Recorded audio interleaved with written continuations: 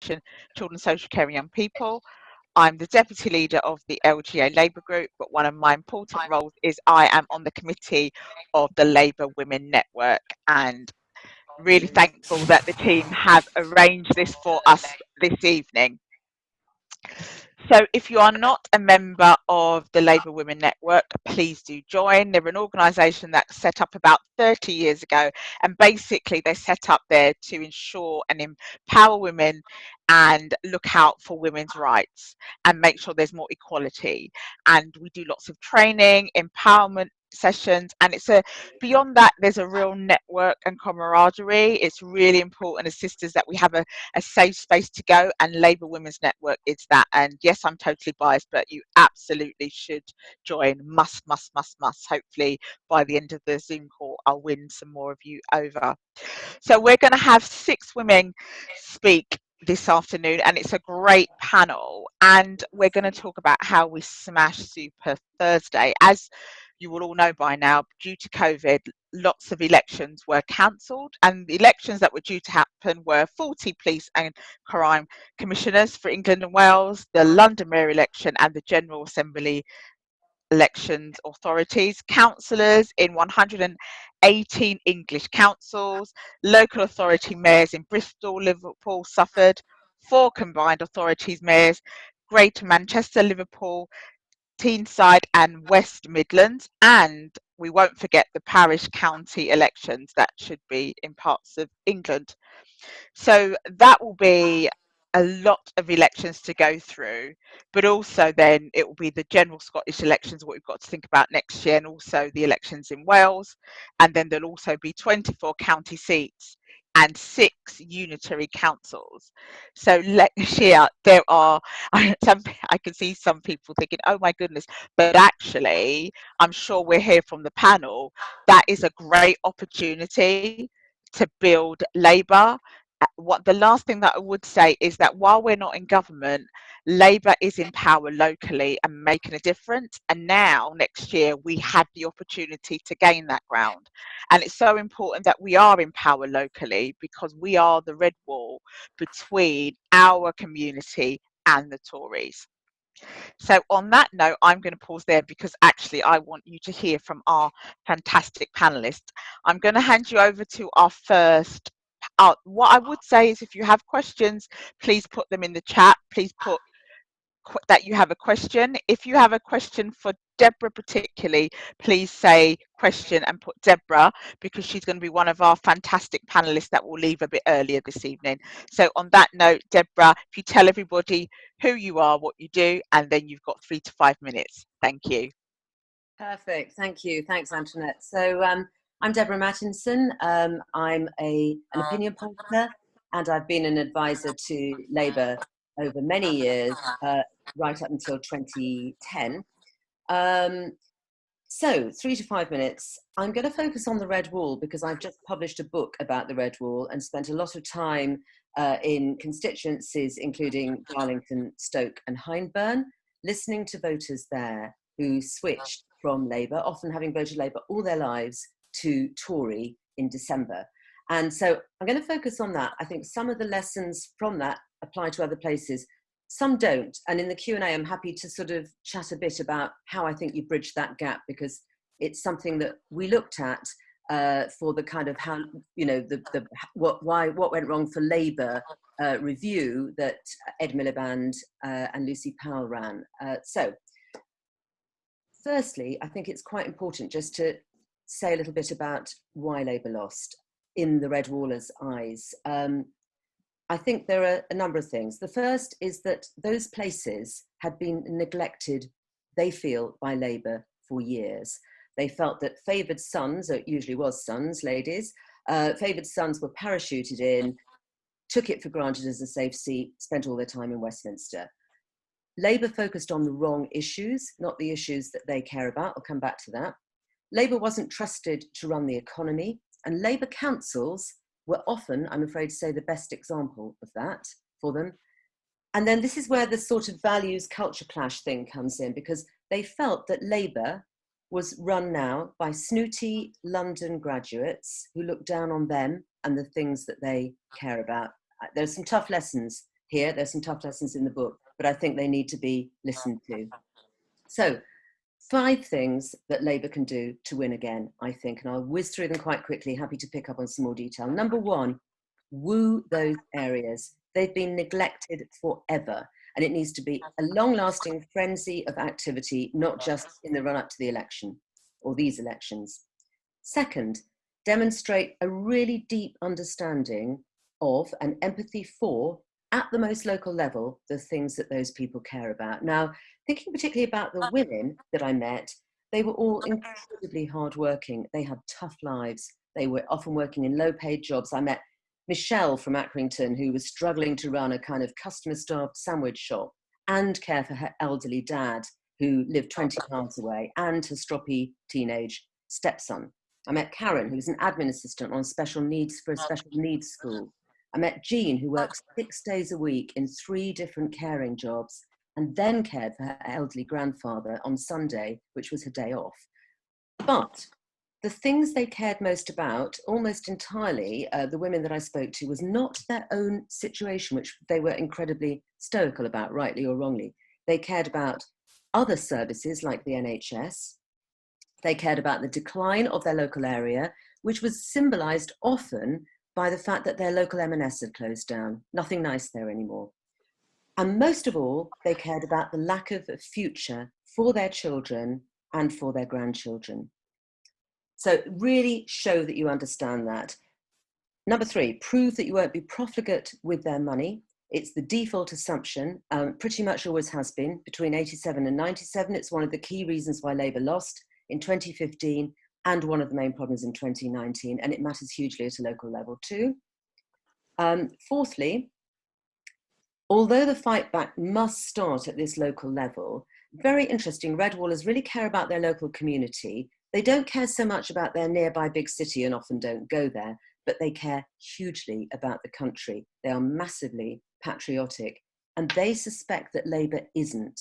And Labour needs to develop and systematically communicate its own account of the country that it wants to see. And then last, but absolutely not least, Labour must offer hope for positive change. Now, the reason why, there are lots of reasons why they voted Tory and but Boris Johnson is probably the biggest. And what they said about Boris Johnson was that he showed he understood them, he wasn't snooty, he wasn't looking down on them and their values, and he offered them hope. And although they now feel a little bit disappointed, they're still, for the moment, willing him to win. It's early days, and I think this fight back starts locally because, you know, a lot of what they will see between now and the time they come to vote in a general election is what happens locally. So I'll leave it there, happy to take questions or whatever at the end. Thank you, Deborah, for those 5 steps that you set out really clearly. That was really helpful. Thank you. And just literally 6 seconds, so perfectly timed too. Thank you so much. Can I invite Jackie to introduce herself and then speak for 5 minutes? Please. Thank you very much. I'm Jackie Baillie. I'm a member of the Scottish Parliament for Dumbarton. I've been a member since 1999, and I'm unfortunately the only Labour member who's been in the same seat in all that time. I am the first woman to represent any part of my area, and thankfully there have been women who have followed me into the council and indeed into Westminster. But I'm also, for my sins, the deputy leader of the Scottish Labour Party. The picture in Scotland, I have to say, is not encouraging, but I am an eternal optimist. And the people in Scotland who would vote Labour, or would vote Labour in England, actually in Scotland vote for the SNP. So the characteristics of those voters are likely to vote for the SNP in Scotland. The defining issue for us of elections is really categorised into whether you support independence or whether you don't. And other issues tend to fall by the wayside. And in Scotland currently, Labour in 2016 were third on 24% of the vote. We're now still third, but unfortunately we've dropped to about 16% of the vote. And unless we turn our fortunes round, we will lose more MSPs and we will be unable to contribute to actually seeing a Labour victory in 2024 that returns Labour into government. But I am optimistic for 2 reasons, having depressed you to start with. Firstly is that I think COVID has changed everything. It's changed the frame of reference for people in my community, and indeed not just in my community, but across the country. There is much less worry about identity politics and what flag you fly, and much more concern about the NHS, the economy and jobs, about education, climate change, you name it. And although support for independence has risen, independence itself languishes something like 7th or 8th in terms of people's priorities. So that's changed the landscape and created a real opportunity for Labour in doing so. The second reason is Labour's floor is very low in Scotland, but its ceiling is in the mid-30s. Now that provides me with an incredible opportunity to try and turn our fortunes round. Our target group, because we've done quite a bit of polling on this, are younger and they're predominantly female. And the things they care about are what we're going to do for their family, their community, as their, people in their area start to lose jobs as a result of COVID, or have been ill, or the women who predominantly work in social care or low-paid employment. They are the ones who, yes, care about Labour's values and vision, but actually care about what we're going to do for them, for their families, for their communities. So it's a much more transactional relationship. So our offer and our policy offer will absolutely matter to them in a way that perhaps it doesn't to others. So let me agree with what's already been said. I think all politics is local, absolutely understanding what makes my community tick, what concerns them, that I can empathise with, that I talk their language and understand their priorities is essential as a first stage. I then need to be able to reflect that back to them to show that I've understood. But equally, my message to them, certainly in Scotland, is if you want a more progressive country, if you want more done for your family and your community, then actually electing more Labour MSPs helps that to happen.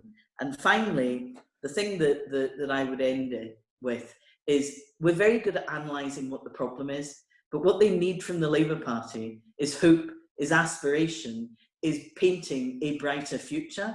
And we must do that because then people, particularly in a post-COVID world, will be looking for that kind of inspiration to follow. So there is all to play for. Thank you so much, Jackie, for setting out the politics there and understanding what's important to people and the importance of independence or not independence. But again, we're hearing that theme of hope and what the party has to do. So thank you so much. On that note, I'm going to hand over to Hannah. Hannah, can you introduce yourself? And you have between 3 to 5 minutes. Thank you. Thanks, Antoinette. So I'm Hannah Blythyn. I'm a member of the Senedd for Delyn. Have been elected for the first time in 2016, and Delyn's a seat in North East Wales, relatively close to the border of the northwest of England. It was one of the so-called red wall seats that we lost in the general election in December, with my neighbouring constituency seat of Allen and Deeside being literally the only red brick left in the wall across North Wales. But we're in a very unique, perhaps a different and challenging position here in Wales, because you've got a defensive election on the one hand, because all the factors were isn't taken into account why we lost voters at the general election, but also it's a defensive election because I'm an incumbent, and also Welsh Labour has been in power of some sort since the advent of devolution in Wales. And as you know, as each election comes every 4 or 5 years, the kind of very powerful call for change comes from opposition parties right across Wales. And I think one of my colleagues often says, when people talk in the chamber about we need change, it needs to be time for change for a different party, will say, well, Welsh Labour didn't hold power, didn't win the election, in all those numerous elections over the years because we won it in a Labour Party raffle or a charity raffle. It's because the people of Wales put their trust in us, and we need to continue to persuade the people of Wales why they should put their trust in us again, in what is a very changing and complex political and economic landscape. And it was anyway.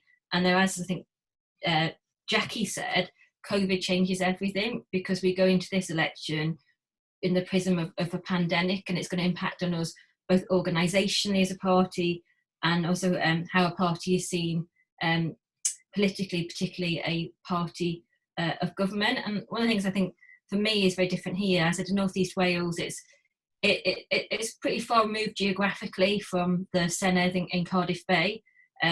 It's actually quicker for me to get the train to London from my constituency than it is to get the train to Cardiff. And there's always been almost that feeling of disconnect because of the distance as well. And I'm a man and others work very hard, and I think what Jessie said, you can't underestimate the value of being rooted in the community that you serve and having grown up here and gone to school here, and actually the value that brings to it. But one of the things we've seen during the past 6 months during the COVID pandemic is more people become aware that there is a different government in Wales, that we have devolution, people that perhaps wouldn't have connected with it before. And one of the challenges we have in Wales too is we don't have a strength of a distinctive Welsh media, so to speak. And during the pandemic, we had on BBC Wales daily briefings, and it was either the First Minister or another member of the Welsh government. And that started to cut through with people. And one of the things that brought it home with me, I went along to I had to do a social distance outdoor constituency meeting with some constituents, and we were talking about the issues they wanted to raise, and at the end of it they just wanted to have a chat because obviously they hadn't come into contact with many people for quite a while because of the restrictions. And they started talking about the First Minister and saying how much they recognise the value of those daily briefings, and they were actually quoting things back at me that he'd said that they'd like. And to that point, a lot of people in Wales don't have that kind of connection with what's happening in Cardiff, to the point that when I moved into the house I live in now, the guy fitting the aerial said to me, which way do you want it to face? If it faces that direction, you'll get BBC North West. If it faces that direction, you'll get BBC Wales. So there's a challenge for us within Wales in terms of actually our messaging and how we reach people too through the traditional media. And the challenge for us is actually, I wouldn't be a Welsh Labour member if I didn't think Welsh Labour has made a difference through devolution in Wales, and we have changed the country for the better. But what we have to show people is that we are the party of change, and we will continue to change Wales by reaching out to those different demographics. So the lost voters from general election and previous years, and then the different dimension this time when next year will be the first election in Wales when 16 and 17-year-olds will have the vote. So we would reach out to those demographics and appeal to what matters to most people. And for me, just very briefly, I think it comes down to people, places and planet. People because it's about, what the people's quality of life and the quality of the place where they live. I think Deborah touched on this perception of decline in your local community when anchor stores have gone. And we know that the nature of retail and the way we use our town centres have changed, but small interventions can make a big difference to the way people feel about their community. So it's that pride in place, supporting people for their quality of life, but also about planet, because we know there's a connecting with that growing green movement.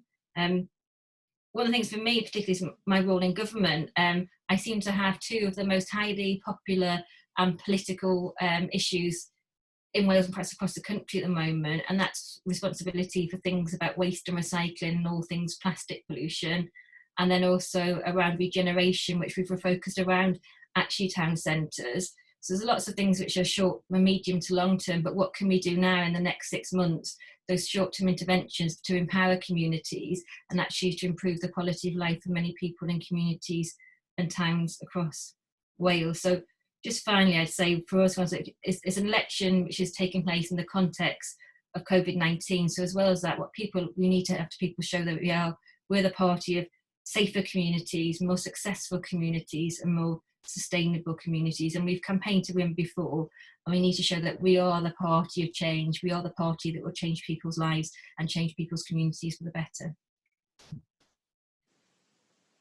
Thank you, Hannah, for talking to us about Wales and also the importance of the opposition party in terms of instigating change and reiterating the importance of messaging.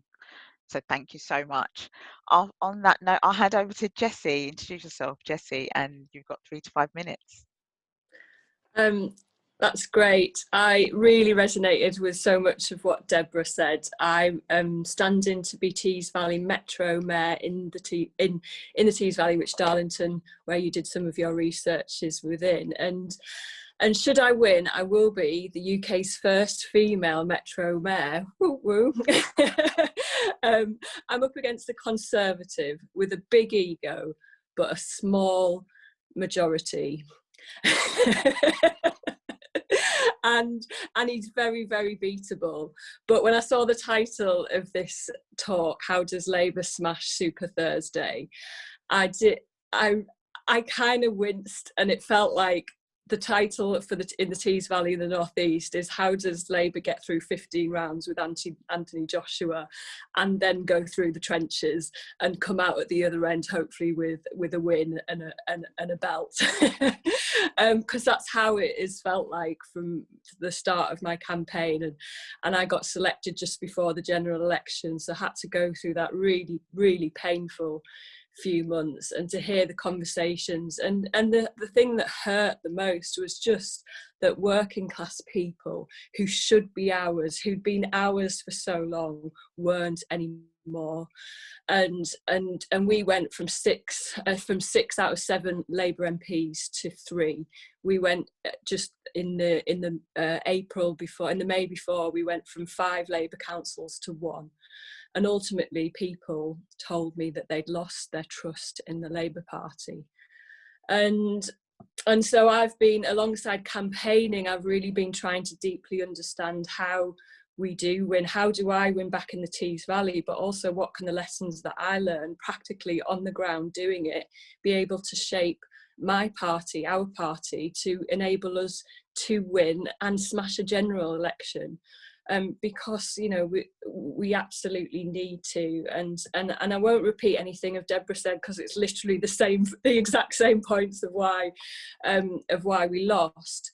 But I thought I'd share a few things about what I'm doing to win back. And the first thing, predominantly the big thing, is win back trust. And that's in subtle ways, and that's in obvious ways. But some of the things that we lost trust was this idea that we're all politicians, none of us really care. And this one guy who spoke to me quite recently made a really interesting point that stayed with me, because I said, well, do you really think the Conservatives care more than Labour? And he said, no, we know that the Tories are rubbish. We know they don't really care, but we've always known that. But the thing that hurt us is that we didn't expect the Labour Party to do that to us. We didn't expect the Labour Party to let us down. And it feels a bit like having a friend, a best friend, and then just an associate. And your associate does something untoward, and you probably still get over it, and you'll still talk to them and it'll be all right. But when your best mate does something, it hurts deeply, because they're supposed to be your best friend. They're supposed to be. And we were supposed to be the party that cared and championed and stood for the things that they stood for and other things. And over the last few years, it's felt like we haven't. So I'm trying to get behind the local issues that people care about, because I do care about those things. And high streets has been mentioned. It's a really big thing to people. They see decline, and they see in the red roll areas, it was a Labour council, and we didn't do enough to really set the conversation that this was not Labour councils failing our high streets, but it was a failed economic model, and it was a failed Conservative government. And actually, at a local government and a local politics level, they probably weren't political enough. We were on the back foot with austerity and the back foot of the conversation about why we're losing our high streets. So I'm trying to do things about revival of the high streets, and I've got some ideas around bringing back local markets and pop-up shops in empty buildings, and really talking about that a lot. Really talking about local buses, because again, when you are living in the northeast, it's so different to London. Like, you know, we have whole communities where you can't get a bus anywhere, you can't get out of your community, and yet a lot of our policies are wrote by people who can get a bus every 3 minutes into their workplace. It's a different ball game up here. So I talk about buses, and I talk about carers, and I'm talking about families, and I'm speaking to, you know, I'm a female Metro Mayoral candidate, so I'm also speaking to the issues that I know matter to women in the Tees Valley, because I see them as my core vote. and so yes, so talking about local issues that people care about, but then also being deeply patriotic about place, and I won't get into the semantics about, you know, patriotism in the Labour Party and whether we should have Union Jacks on our leaflets, but we can absolutely be ambassadors and patriotic about the places that we love. I've set up a place blog called The Tees, where we celebrate all the great things that happen in the Tees Valley, and I'm always talking the place up, but at the same time calling out things when there's a problem.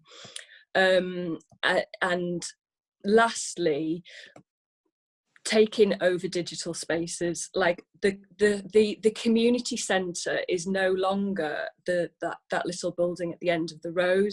The community centre is Heartburn Matters. It's the Facebook group, the community place where people gather and get their gossip and hear what's going on, is as much online, and even more so during COVID than it ever was, because people aren't physically even able to go to those places. And the Conservatives did this years ago. They took over the Facebook groups, and people don't talk about that. You could just round up for me, sorry.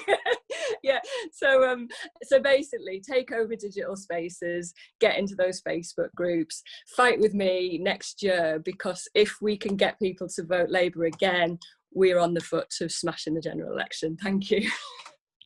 Thank you so much. You highlighted so much important things there. So many of us are proud of where we live and where we come from, and actually the Labour Party needs to tap into that a bit more. Actually, we could have a whole debate of being able to say I am English and I am proud to be English, but it's something that people don't feel comfortable saying.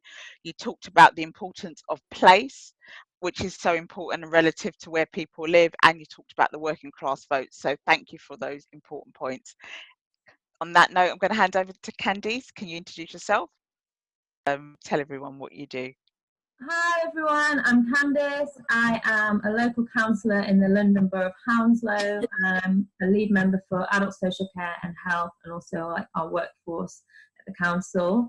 And I've got the privilege of being the candidate for the London Assembly elections, which were meant to take place this year, and like all the other elections that we're talking about this evening, have been postponed till next year. So it feels like a real privilege, and I go through like ups and downs of days of feeling like, oh, I've really got to try and sort of sustain the energy and keep going and keep being like, yes, we can do this and we can win, and finding it like that quite hard, especially with what we've just gone through with the pandemic and with Black Lives Matters and with like issues going on in the Labour Party, all things that can kind of wear you down and like, you know, challenge sort of, you know, where you're at. And then I have like meetings with like the local Labour parties who are from CLPs that I hope to represent. And then I just sort of remember what it's all about. I feel really like desperate and determined to try and win. So the seat that I'm standing in is currently a Tory held seat, and it's been Tory since the establishment of the London Assembly, but he is retired, so the guy who's trying to take his place is kind of a bit of a newbie, I think, as far as the Tory party. But and the Lib Dem candidate is also male, so it was really great to hear what Jessie was saying about some of my strategy. I definitely really want to appeal to women. But as far as like, how can we smash, again, it feels a bit daunting, but how can we smash Super Thursday? I think it is really important that we work together and seeing like what the people sort of are involved in, like my team are doing to want to win. And especially some of the Labour members who are in boroughs where they don't have Labour MPs. I find it really like challenging and inspiring, and I think sometimes when we have got a Labour MP, we can almost forget what it's all about. So it's been really great to sort of be around people who've really got that hunger and to win, and we have to work together. And I think it's really important that we believe in our principles, we believe in our identity, and we believe in our ability that we can and we do change. And it's really important that we remember what the difference is between a Tory government and a Labour government, and be proud of the difference that is. Obviously there's stuff in the past that we all feel like, oh, that, you know, we could have done better, and there's a huge problem that's already been talked about tonight around people being left behind. But the bottom line is that every person in this nation is going to be better off under a Labour government. I believe even the 1% would be, because, you know, if everybody is doing better, then everyone benefits from that. So, yeah, I think for London, our issues are like the fact that actually people in London tend to be socially liberal, but they're quite economically conservative. So and especially the 3 boroughs that I am hoping to represent. Hounslow is Labour-held council and has got quite a lot of Labour support. But then Kingston and Richmond have got Liberal Democrat councils, but the seat altogether was Tory. So it's a real mix. It's a real mixed bag, and some of the issues are. So one of my strategies is to really kind of go along sort of on issues. So one of the things that we've done over the lockdown, with the support of the other CLPs, is we set up a support group for LGBT people in the party who were finding lockdown really hard. So we've been looking at things around like supporting them with isolation. So that's one of the issues that I really want people to know about me, is the things that I care about, and I care about LGBT people. I care about equality and rights. I also hugely care about the Black Lives Matter movement, and that's been shown across London that is an area where people are, you know, are sort of socially liberal and want to sort of. I mean, Kingston has had some really amazing like mini protests and speaking events and lots of things that I've not been allowed to go to because I'm role modelling, because I lead on public health, to not, you know, to do all the social distance. It's been really hard. But then Kingston set up an amazing Zoom session that I was invited to be on the panel, and it was really well attended, and it was quite healing, like listening to people's experiences and sort of what we can do about race and equality. The Hounslow Council has got a really good sort of strategy in place to tackle racial equality, so I really want to talk more about that, and the fact that a Labour council is taking this issue really seriously. And what I'm being told is from Twickenham members is that, you know, the Richmond Council are just not talking about that. And you see that in my kids, some of them are in Richmond schools and some of them are in Hounslow schools. That sounds like I've got loads, I've got 3. But you see a difference. So from the Hounslow schools, we have been getting messages as parents around Black Lives Matter, and the Richmond school just didn't approach it with parents, which was really disappointing. So also looking at other issues, again, I talked about issues that are really relatable to women. So even though there's lots of mixes of affluence and pockets of poverty in these areas, you know, childcare. Ask you to hand up, Candice. Oh, sure. So childcare is a problem for everyone. So childcare is really big.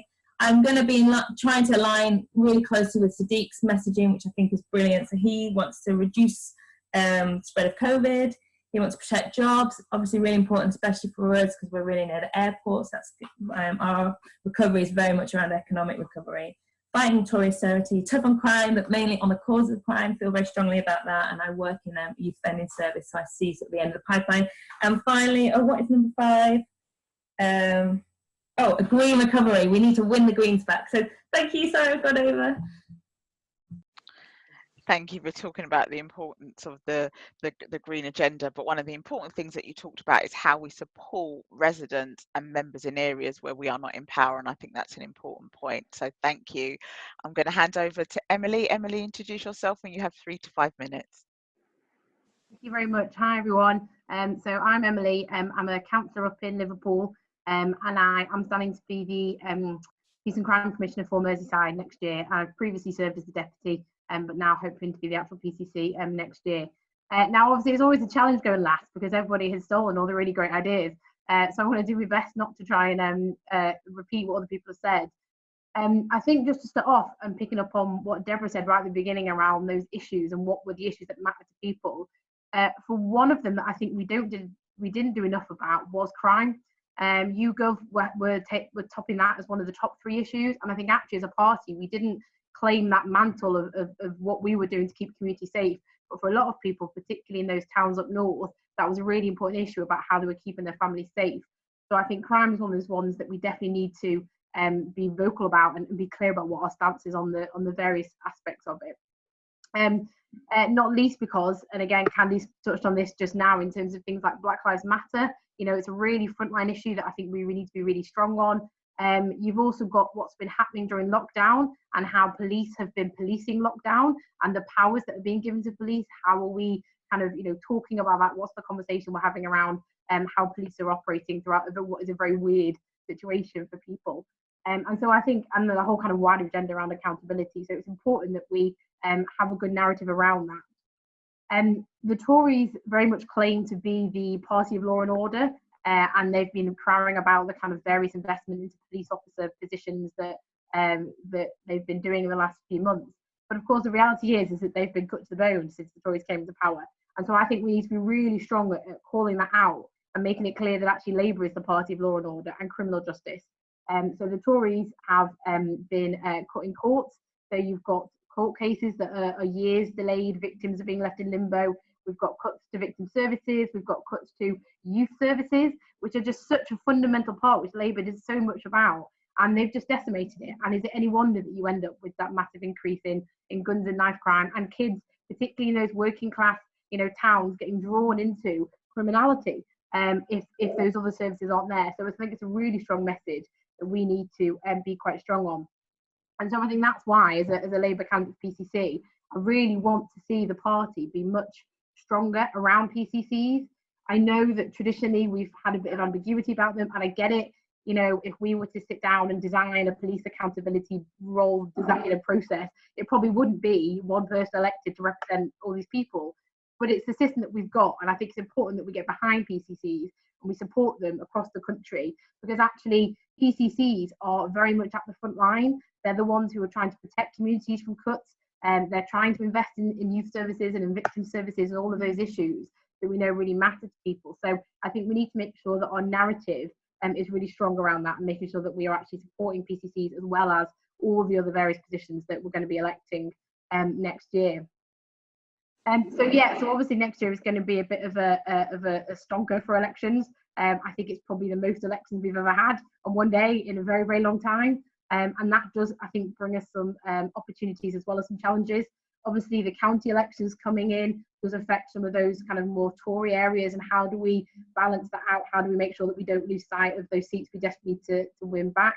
But then also, I think, for something like the PCC, which traditionally, when it was on a standalone election, would only get 20% turnout, when it's put together with all these other positions, there's a real opportunity there, I think, to really capitalise on that and get people turning out to just say, vote Labour for everything.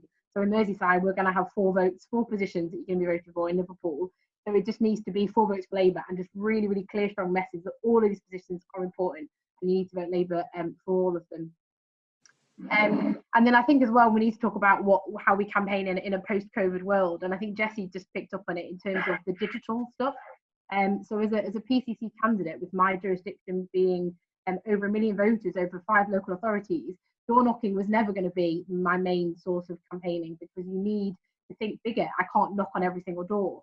So I think as a party, we need to take this opportunity to look at our online presence, look at how we do, promoted ads on Facebook, Twitter, Instagram, but also look at those organic networks. So again, what Jessie was saying around, the Facebook groups and where those networks have gradually come together.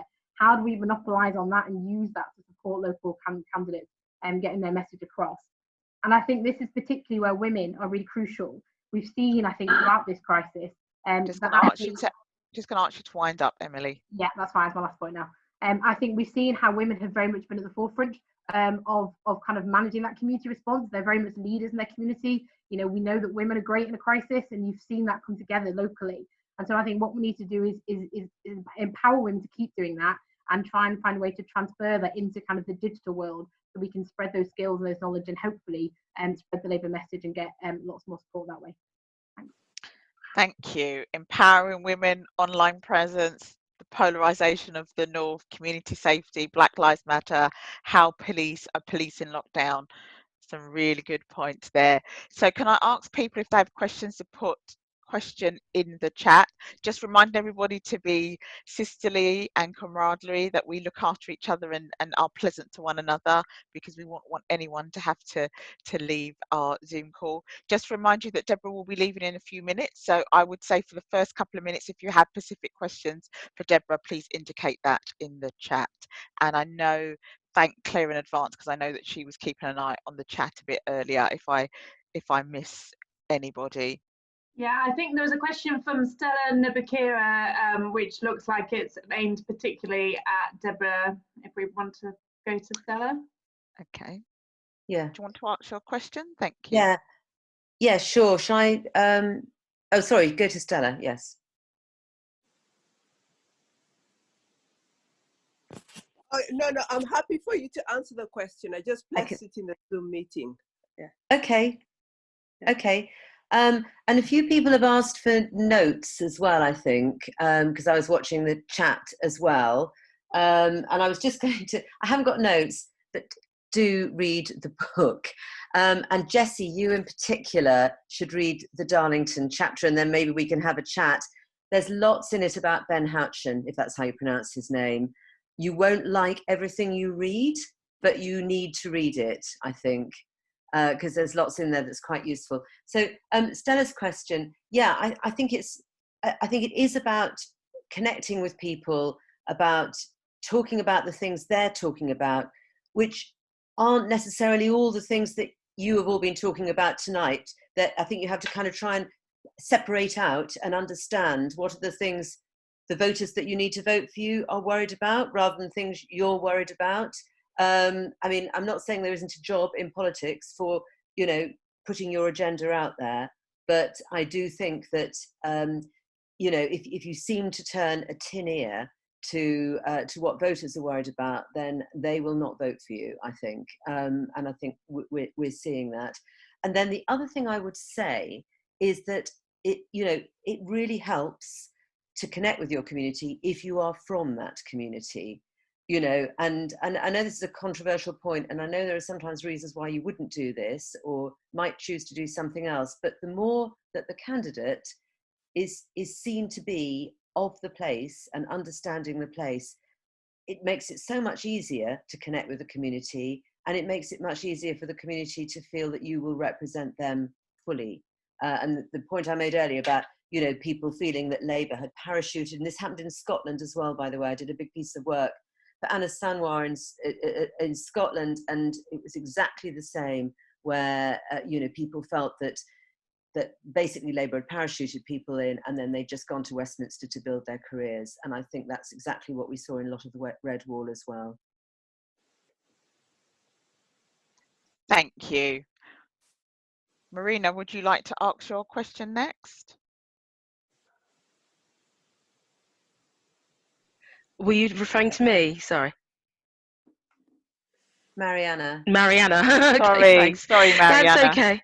That's okay. I'm being a bit controversial because I absolutely understand the importance of being from where you want to serve. But I do feel, as a minority person, that coming from a place where there is a lot of deprivation, that there are issues that are important to working class voters across the country, that I understand.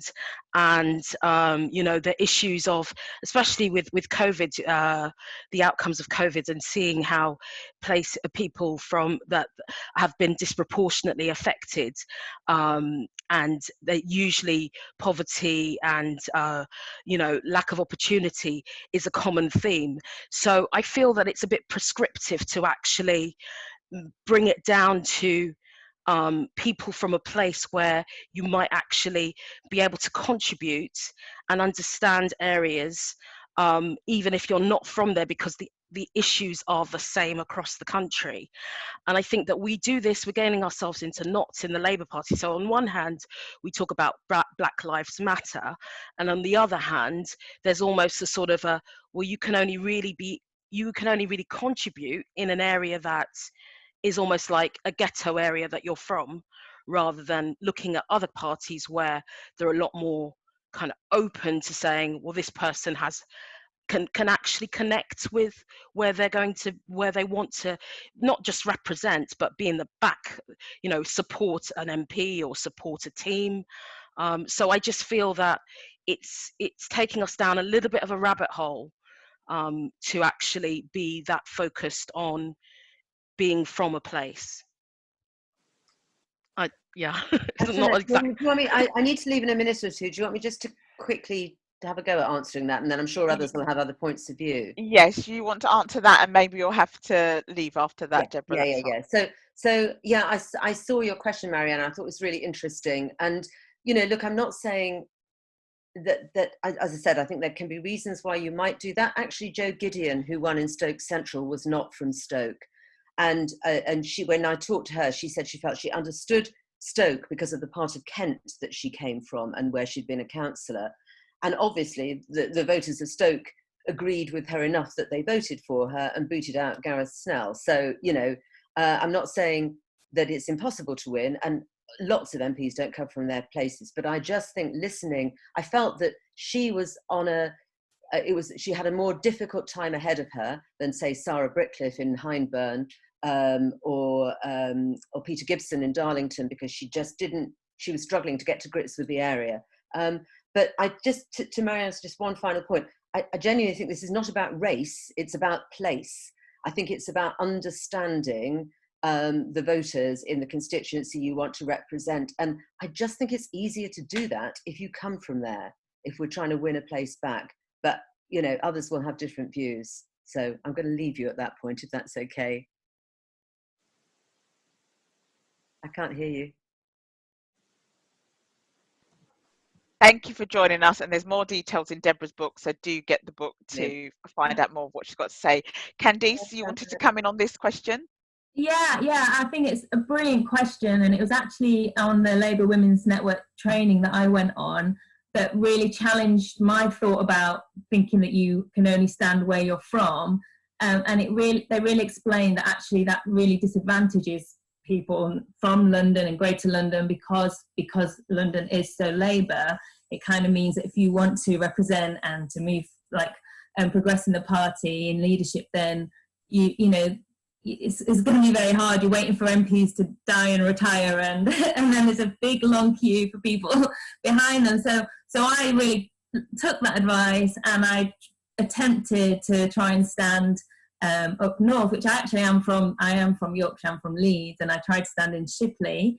I got shortlisted, but I think I got longlisted and shortlisted, but that was partly because the way the party does try and improve representation, so that helped me get onto the shortlist.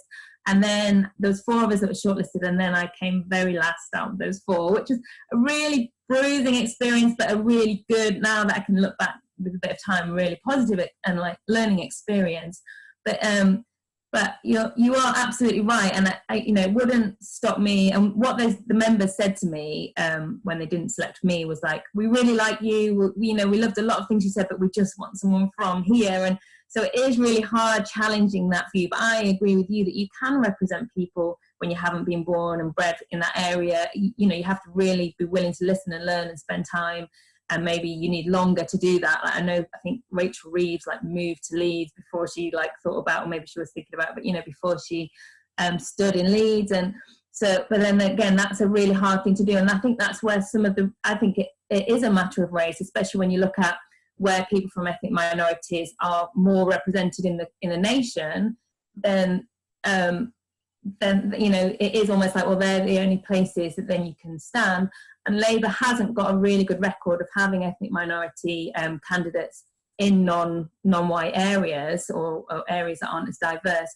And that's something that Tories are actually a little bit better than us, I think, where they are willing to put a great candidate, who someone they consider a great candidate. I live in Feltham, that's on the border of Spelthorne, and we've got Kwasi is my in-laws MP, I think one of the few black male MPs. So we do need to get better at it, but I think it is a tension of being able to really be able to represent the people that you want to, ultimately to vote you in. But I do think, and then I think the other thing is, another area is that whole, you've got to kind of be willing to potentially move somewhere, and not does everyone have the resource to do that? Could that also be impacting on certain people from certain backgrounds to just up sticks and take that chance? And so that's my conclusion. Thank you. Anya, would you like to ask your question?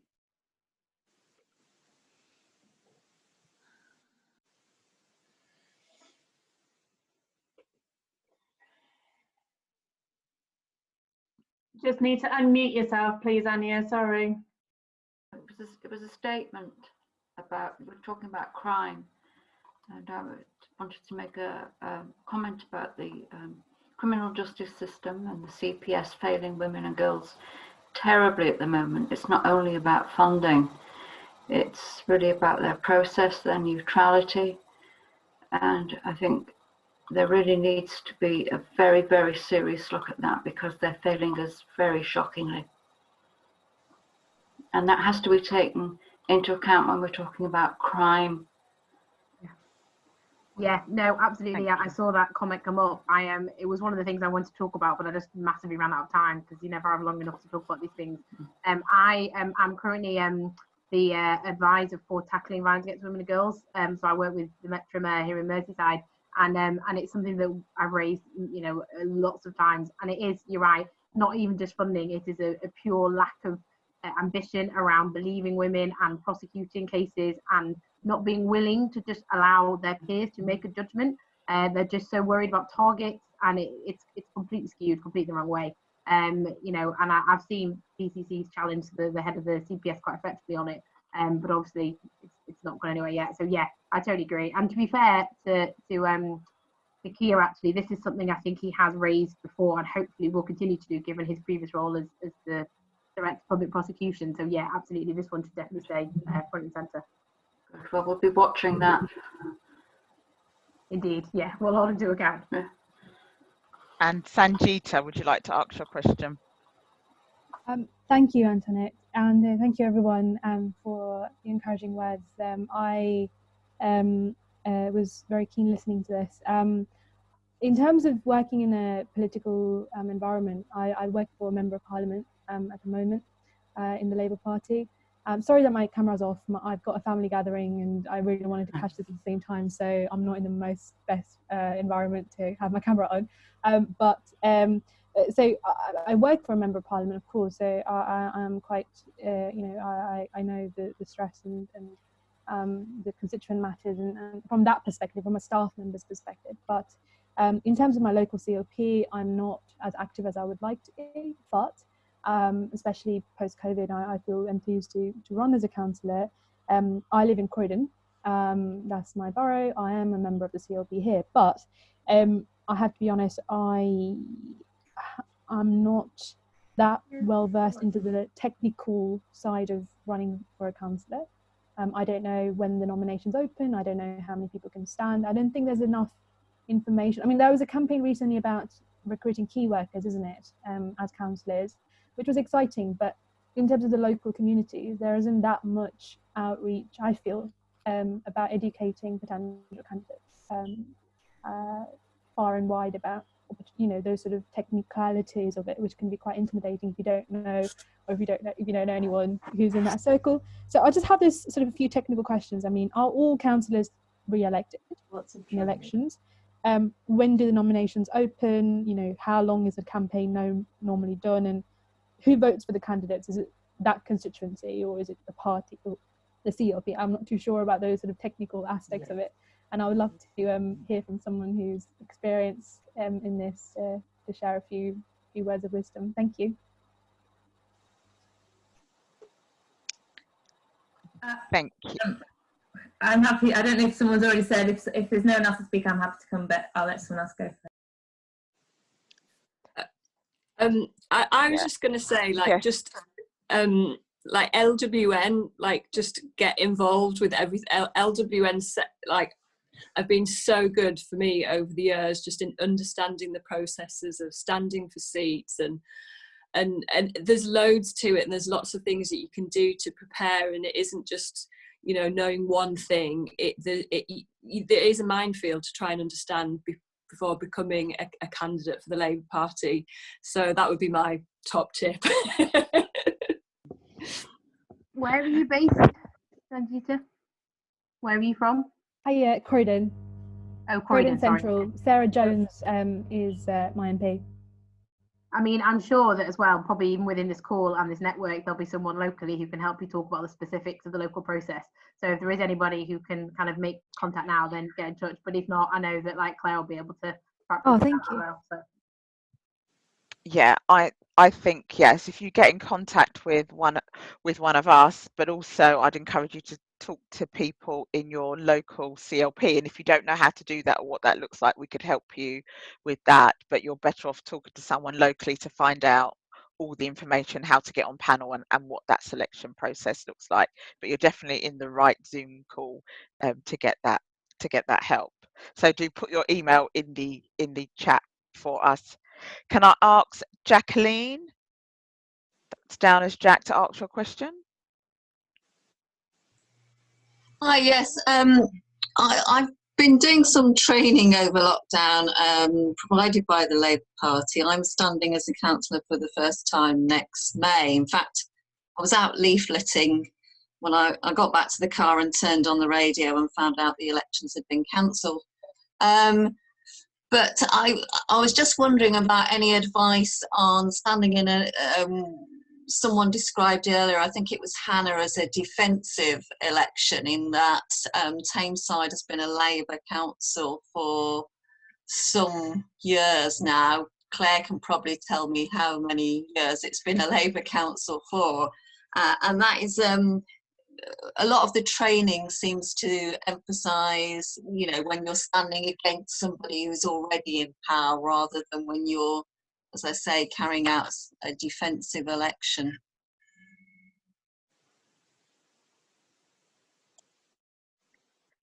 Thank you. Jessie, did you want to come in first, and I'll bring in Hannah and Jackie after that? I mean, I'm going after a guy with 500 majority, but it would be the absolute same. We have to go into every single election, whether we've won it for the last 50 years or we've never won it before. We've got to go in and really work for it. And I think one of the things that did go wrong in the North East is that we sometimes were complacent about places. Like, we thought that certain seats and certain areas would always be Labour. And there were areas where councillors had never put a leaflet out in 4 years, or we had no data, like the doors had not been knocked on. And so I don't think we can ever do that in any seat in anywhere in the country ever again. Like, we have to fight every time for an election, and we have to put out leaflets, and we have to get on the Facebook groups, and we have to be in people's faces, because that's how people will see that we're for them. This is Uma about my niece. Ah, lovely. Thank you. Can I have Jackie, and then Hannah, I'll bring you in after that. Sure, I'm probably the expert at defensive elections. My majority is the smallest in the Scottish Parliament. It's exactly 109, and I know them all personally. What I would say to you is, whether it's, you know, your council or your level of government or your own seat, you're standing on a record. So you need to be telling people what you've done for them, reminding them of it, because, you know, most people, they take an achievement that you've made, they put it in their back pocket and they forget about it. So it's your job to keep saying, remember I took the tolls off the Erskine Bridge, or remember we fought together to save the local hospital. And it is about things you do with each other. So you're reminding them not just of your achievements, but of theirs as well. And the other thing I always make a point of doing is, what is the next offer? What will you do for them if they elect you in your area? So it is both about record and forward offer that I think keeps getting me re-elected. But if anybody wants to come and help in May, if you're not too busy, you can all come to sunny Dumbarton. That would be great. Thank you. Hannah. Thanks. Yeah, I think specifically what Jackie said, that it was probably the situation I was in 2016, because I stood as a new candidate in what had been a Labour held seat. There'd been two previous Labour women assembly members then, and so I was both defending a record and standing on that record, but also was a fresh candidate as well. So I kind of used that to my advantage. I wasn't afraid to talk about our record in government and what we've done for people in my community and investment and right across the country. But also, when my opponents were talking about, you know, we need a change, I was like, well, I am the change. I'm a new candidate. I'm coming into this. But as well as the party pledges and the party manifesto I stood on, I created my own pledges. And that wasn't me kind of making up my own policy, because I don't think that, you know, that would be appropriate. I don't think I would have got away with it either. But it was actually about what I was going to do for the local community. So it's about being a different kind of politician, so being more open and accessible. And what I do now is, when I do things, I remind people I made these pledges and what I'm doing to live up to those pledges. So I think you can put your personal slant on it as a new candidate in a Labour held seat as well. And if I may, Chair, just take the liberty of just coming in the discussion that we've had about kind of place and standing in a place where you're from or where you grew up in. And, you know, from my personal thing, I you know, people say to me, why did you want to be a politician and why do you want to be a member of the Senedd? Well, firstly, I never thought I'd be a politician when I was growing up, because I didn't think a politician was somebody like me or was something that I could do. And also the assembly didn't exist then either. But also, you know, I didn't just, when I did decide I was going to go for it, I decided actually I only wanted to do it in an area where I knew well, where I was from and where I grew up. And I'd moved away, I'd lived in London, I'd lived in Cardiff, and I wanted to go home, I came home to stand. And that was a challenge because I'd been away as well. So actually, but you know, you make that part of your story. So I made it part of my story, that I was who I was and had the values and the politics I have and the passion to change things I had because of where I grew up and how it shaped me. So I actually created my own slogan, which was standing for the community that shaped me, and that was on everything, and that's still on my office now. And that's kind of morphed slightly, because when I found I'm talking to people and I talk about Delyn, now Delyn is the western part of a borough council area called Flintshire, and lots of people kind of resonate and relate to Flintshire, but less so to Delyn, because they don't understand that's like past half of the county. So I'm talking now about being from Flintshire and for Flintshire, and they're quite simple messages, but really does it home. And it does, you know, I recognise not everybody could do it, and it's not an option for everyone, but if you can stand somewhere where you have got some strong connections to, and it might not be where you're from, it might be where you've lived and worked for a while, but it does help, because you can't underestimate knocking on somebody's door during an election and them saying, oh, you're hearing somebody shout down the road, oh, I know Hannah, I went to school with her. I mean, you do for a moment freeze and think, oh God, I hope it was somebody I got on with. But, you know, it does help. And now I go to places, and it can be a bit awkward sometimes. As a minister, I was opening a really good sheltered housing accommodation, which happened to be in my constituency. And there was an elderly lady at the back waving like crazy at me and then shouting to anybody that would listen. I remember Hannah when she was this big, because I grew up in the same street as her. But actually, it has helped me a lot. And I recognise not everybody can do it, but if you can find that thing to connect to, and something that connects you to that community, and it could, like I say, it could be where you grew up, it could be where you work now, and that really, really does help. Before I take the last two questions, there's two quick things I want to say. Sanjita, if you're still there, Mariana and our fabulous chair, Abena, have put in the chat some information about how to become a councillor on the LGA website. And I suppose I'm totally biased because I'm part of the LGA. The other thing I would say, abusing chair's privilege now, yes, it's important to be connected to a place, represent a place, understand a place, but men for centuries have gone and stood in seats where they don't look like the people they represent, talk like the people they represent, identify to the people they represent, and they get selected. So women, stand where you want to, go where you want to, and then think about how to connect to that place. I'll bring in Tina to ask her question, and then Nan. Hello.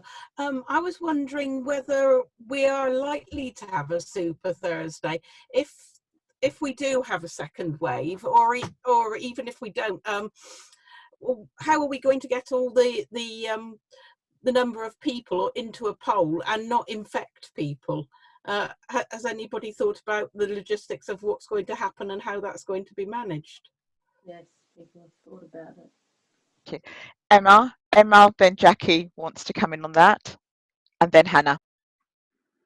I was just going to say, I've been thinking about this a lot, because, I mean, like Candice was saying before, I was so revved up and ready to go for the elections in May, and then to have them cancelled and postponed for a year, it's hard work, it's exhausting. Running a campaign is really hard, and to keep it going for a long time. So I've thought a lot about what happens if they postpone it again, or how are we going to manage it next year, because it is a big, challenge.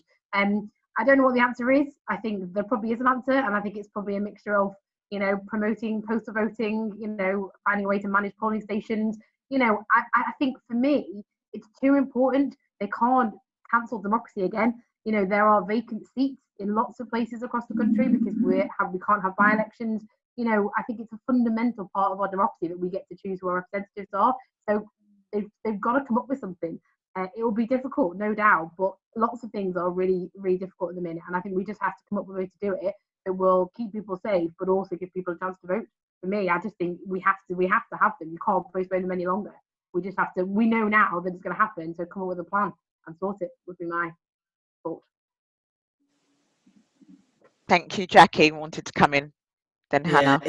In Scotland, the Scottish Government most definitely don't want to postpone them because they are experiencing what I can only describe as a COVID bounce.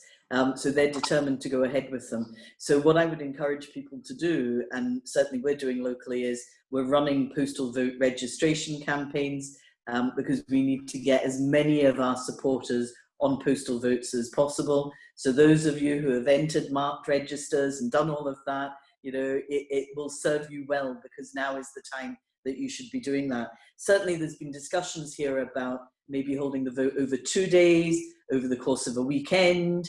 You know, all of that is up for grabs, but I think they will go ahead. What's going on at the moment is we have some local government by-elections that are going to happen in October and November. So the party is going to use those as kind of pilots for different ways of campaigning and working. And of course, our digital offer will be really important at that stage. So I think we learn from the pilots, but I think you prepare for May. Thank you, Hannah. Thanks. I'm sure that question from Tina sent a shiver down the spine of people that were meant to stand for election this year and had it postponed for a year already. Ultimately, and I would say as a member of government too, you know, public health has to come first and foremost. But I know from a Welsh government position, the First Minister very much wants to find a way for the election to safely go ahead if it can. And it's very much what Jackie says, a piece of work ongoing at the moment, how you can actually do that. Could it be, you know, getting more people onto a postal vote? Could it also be spacing out the election over 2 and 3 days? And I think some of the things we're looking at now are things actually we potentially should be doing anyway, in terms of actually how you open up democracy a little bit more. And I think it could potentially be one of the things from this crisis, which we go away and actually that's a learning point and something that we should apply across the piece, actually giving people more of a window to vote, to encourage more people to vote as well. The other thing for us, there's probably a challenge organisationally as well as a party and as a movement, that from what I'm kind of saying to some people in my CLP now and people that I know, is that I think we should prepare for an election when it could be the chance we are not able to knock on any doors. So we're not able to campaign they would normally campaign. So you've got to think about how we do that differently. And one of the things that happened in Derbyn in the general election in December, like many seats, similar seats across the UK, is that, you know, the Tories had shed loads of money and they ploughed lots of direct mails in, and we wouldn't be in the same position to do that here. So we've got to rely on, you know, getting that network of people who are able to deliver things, and particularly to key places in the constituency. And I think others have said about actually we need to get better actually how we use social media and online stuff too to target things, because I think we have to prepare ourselves, whether we like it or not, whether it's the best solution for a very different election, because we're in very different circumstances. Thank you. And Nan, would you like to ask your question or make a contribution? It was just coming back to Jessie's point about taking seats for granted. I live in Yorkshire. I spent most of the election in Redwall seats, and there was definitely a feeling that we had taken them for granted, but also a feeling that we were not talking to them as they are now, but we were talking to them as we believed or wanted them to be. So we were talking about mining communities, we were talking about the strike, we were talking, you have to be over 40 to have a personal memory of any kind of the strike. We were talking about industrial communities when all the industries have been stripped out of South Yorkshire, and people simply didn't, they thought we were talking to a sort of historical place that wasn't the place that they now live in, and that therefore we weren't addressing the problems that they now have, we were addressing the problems they had 30 or 40 years ago. And I probably shouldn't say this, but somebody did actually ask us if we could get a room full of miners together. And we had to point out to them that there are no mines left at all, anywhere, deep mines. So I think there is that. I think we mythologize the communities that we think are traditionally ours, and then we don't listen to what they say about themselves, and then we don't address the right issues when we go to talk to them. And it's, you know, a conversation of the deaf, or whatever the phrase is. So I think that is part of the problem. And I think that one of the things that we are starting to mythologize now is this idea of localism and of being local. And I think there are definite advantages to it. But if I sort of do a mental flick through the Yorkshire Red Wall seats, the candidates who lost, with the exception of Mary Cray and Caroline Flint, were local candidates. And many of them were new local candidates replacing outgoing local candidates. And so, yes, there is, whereas the Ed Miliband's and, you know, Yvette Cooper's and so on, all survived, apart, as I say, from Mary and Caroline. So I think I haven't read Deborah's book. Deborah is brilliant and knows her stuff really well, so I'll be very interested to see what she has to say about it. But I do think that we have to be careful about creating communities out there that don't exist, and then offloading onto them our own ideas about who they are and who they should be, and then who they want to represent them. And I think if we get that wrong, it to some extent, it doesn't matter how many other things we get right, people won't believe that we actually have time for them, as opposed to having time for our own idea of who we are rather than who they are. Thank you, Nan. That was really helpful. So I'm going to come back to the panelists now to respond briefly to Nan's contribution, but then if there was any final comments that you wanted to raise as we get ready to close. Can I start with you, Jackie? Yep, I think that was spot on. I think I get relevance from my community. I am only as good as the issues I reflect that are coming from them. So they see me, they know me, not because I come from the area. I mean, I was born and brought up in Hong Kong. My father was Portuguese, my mother was Scottish. Dumbarton was not on my radar at all, ever. So I put down the fact that I'm still here to very much the fact that I am now part of my local community. They see me in the supermarket, they see me in the post office queue, they know that the issues that they care about are the same issues that affect me. If the local hospital has its services cut, those services are reduced for me too. And they know that I will put their interests above everything else. That's what we need to do. We need to get back to actually reflecting local concerns and making sure we understand them. If we do that as a movement, then the Labour Party, one, becomes stronger, but our ability to represent people becomes better. I think there is absolutely all to play for. I think people are starting to see through the Tory government, but we need to, bit by bit, ward by ward, you know, in the Assembly in Wales, in the Parliament in Scotland, start reclaiming Labour's territory in order for us to win in 2024. Thank you, Jackie. Hannah? Yeah, I think just building on what Jackie said about, you know, we need to make sure we reflect the community's local concerns and not what we think those concerns would be. But I think connected to that is like language is very important.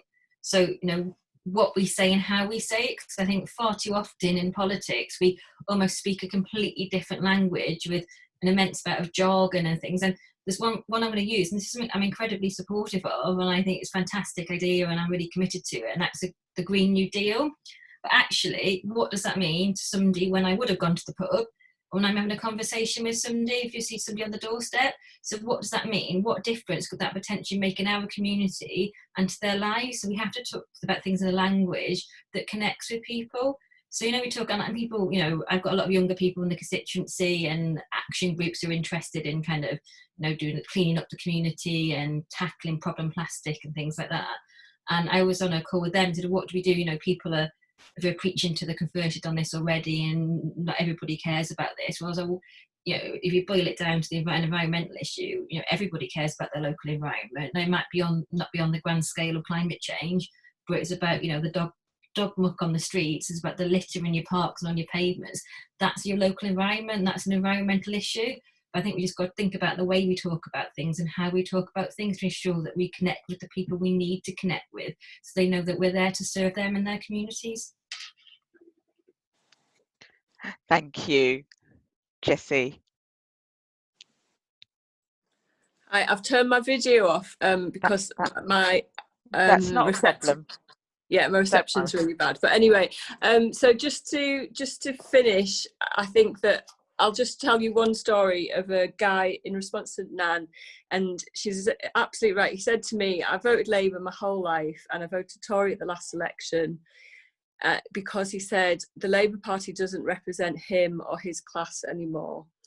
Now, if the party that started in the interests of fighting for the working class has lost support, then we have a big hill to climb. And I would ask you that there are seats that we can definitely we have to win them all, but those red wall seats, those seats in Scotland, we have to win them back at this next election. If people in the Tees Valley vote Tories twice, then it's going to be much, much harder to win a Labour government in 2024. So follow my campaign, support each other, and we can do this. We absolutely can. We have to. There's no doubt about it. Our communities are being left behind. Our communities are being made to suffer during the incompetence of this government. So let's win in 21 and let's make sure we smash 24. Thank you, Jessie. Candice? Hi everyone, thank you so much. The contributions and the questions have been amazing. I think one thing to just reflect on is like how everything is so through like a coronavirus lens now. We've got to sort of remember that in everything we do. And I think the way we could win is by, Labour being associated with the party that is, best able to help the recovery, and the party that recognises sort of all the inequalities that have been highlighted by the virus. And also the party that supports all the community groups that have sort of set up now. If they believe that we're helping them, and whether that's because we are leaders of councils that are going to support the local community groups, or as the Labour Party that we sort of, I mean, I've got a colleague who's like, we should just get like bright yellow vests that say Labour Party and go and help with all the different things that happen to it. Identify, we are doing that stuff, but we haven't always got that badge on our heads that we are from the Labour Party. And I think it's really agree with what Jessie said around the digital. I know it's challenged me because we've got some really controversial community groups that tend, well, some of them really hate the council, so I'll dip in and out, and then if they're too mean to me, then I just kind of, but it's like finding ways and also remembering that I am a councillor, but I also am a candidate, so it's getting that balance. And I was going to say one more thing. Oh, and I think it could be an advantage to Labour if we get approaching the elections and we, everyone's wondering how we're going to do this election, because it might mean they find a way of people not having to physically go out and vote, and that I think it's you. Everyone always says it's the Tories that are the ones that get the coats on at the end of the day, and they sort of feel like it's more important that you go and do you have your democratic right, and that I think that's often why we'll lose and be surprised sometimes, because when we've knocked the doors, people are supportive, but they don't always. That doesn't always turn into an actual vote. So let's hope that all of that and maybe media attention will just mean that we can win on Super Thursday. Thank you. And Emily? So yeah, I mean, again, everyone's taken all the good points really.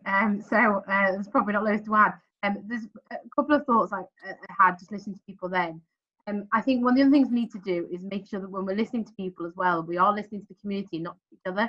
like not within the internal party, because it is so easy. And, you know, all our little echo chambers are full of Labour Party politicians and members and activists, and, you know, we all care about these really big world-changing issues. And actually you discover when you go on the doorstep, actually they don't care about climate change. They want the pothole fixed, or they want their tree, you know, trimmed, or they want their bin collected. You know, I spent so much time talking about bins as a local councillor, but it matters. If you can't collect their bin, and if you can't fix the stuff that's right in front of them, they're never going to believe you when you want to have a big conversation about the bigger issues. So I think that's the other thing as well, is that making sure that, you know, when you listen to your echo chamber, acknowledge and be aware that it's very much an echo chamber of what you believe and kind of what you're thinking. And I think as well, it kind of goes on to the point that we all started at the beginning, that Deborah was talking about, in terms of that hierarchy of needs. Is that actually, if you can't you know, get your kids fed, and you can't get them to school, and you can't get them to, you know, be healthy, then they're not going to care about the bigger issues like climate change, like Brexit, like, you know, international development. So I think we just have to really, I mean, it's what everyone's been saying, we just have to listen, and we have to be out there and talk to people. I agree that I don't think you have to necessarily be uber local to represent people, but I think if you're willing to put the work in and make those connections and meet those community kind of groups that are probably more representative of the people you want to represent, then I think we've got every opportunity to do really well. Thank you so much for those final comments, and you still had lots of things to say, and you say some valuable points there. Can I just thank everybody on the call for your sisterly patience, because I know we've gone slightly over time. So I just to reiterate again, if you're not a member of LWN, I'm sure that hearing from these fantastic speakers has encouraged you to do so. And unless Cllr or Jane wanted to add anything, I just wanted to wish everybody a good night and thank you. Let's get ready to campaign, no matter what it looks like, in whatever form. Erica, did you have a... No, Erica. I'm waving. Take care. Good night, everyone.